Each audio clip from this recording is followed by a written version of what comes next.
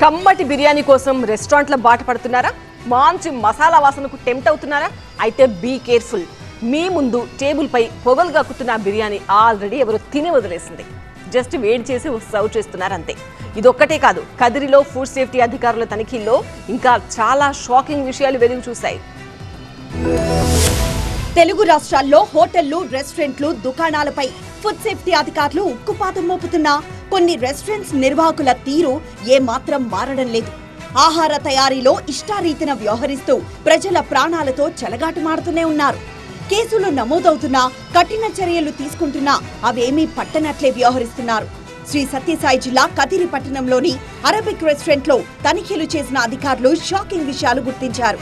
కస్టమర్లు తిని వదిలేసిన ఆహారాన్ని జాగ్రత్తగా భద్రపరిచి మరో కస్టమర్ కి సర్వ్ చేస్తున్నట్లు గుర్తించామన్నారు మున్సిపల్ కమిషనర్ కిరణ్ కుమార్.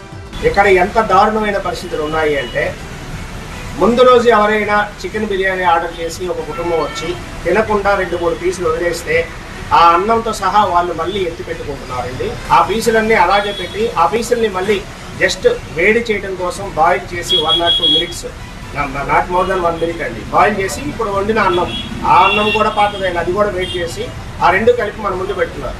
హోటల్లోని మసాలాలు, చికెన్, మటన్, చేపలు నిల్వ ఉంచిన ఫ్రిడ్జ్ లో పురుగులున్నట్లు కూడా బయటపడిందన్నారు కిరణ్ కుమార్.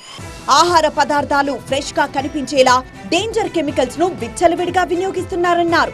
ఈ రెస్టారెంట్ పై గత కొన్ని రోజులుగా పట్టణ ప్రజల నుంచి వస్తున్న ఫిర్యాదులతో తనిఖీలు చేసి సీజ్ చేశామన్నారు. నెలలు మురగబెట్టి వాటిని పీకుతుంటే మేము డీ ఫ్రీజర్లో నుంచి అది రావటం లేదండి. మా బలం చాలటం లేదు. మేము ఇద్దరు పీకితే కూడా అది రాకుండా అతుక్కుపోయే లాంటి కోడిని వీళ్ళు హాట్ వాటర్ రెడీగా పెట్టుకున్నారు. దాన్ని తీసి హాట్ వాటర్లో వేసేయటం, దాంట్లో కొంచెం వెనిగర్ కలపడం, టేస్టింగ్ సాల్ట్ కలపడం, కలర్ కాంబినేషన్ కోసం గోధుమ కలర్లో ఉండే కలర్గా హాట్ వాటర్లో వేయటం. అది తీయగానే ఫ్రెష్గా అయిపోద్ది, టెండరీగా ఉంటుంది, మెత్తగా అయిపోతుంది, సాఫ్ట్గా. చూడగానే అబ్బా ఇప్పుడే మన కోసం కట్ చేసి తీసుకొచ్చి ఈ రెస్టారెంట్ వాళ్ళు చేసి పెట్టారన్నంత ఇదిగా ఉంటుందండి. అవి అంతా కుళ్ళిపోయిన పరిస్థితుల్లో ఉన్నాయండి. ఇక్కడితో అయిపోలేదు, దాడులు కొనసాగుతాయంటున్నారు అధికారులు.